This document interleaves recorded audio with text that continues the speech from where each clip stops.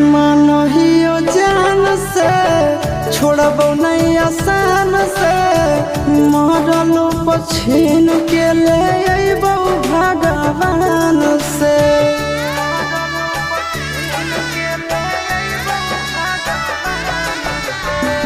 मानहियो जान से छोड़बो नहीं आसान से मरलो पछीन के ले अइबो भगवान से।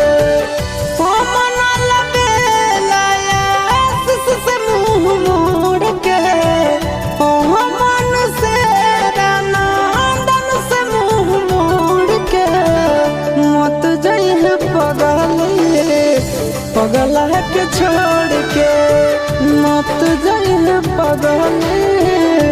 पगला के छोड़ के।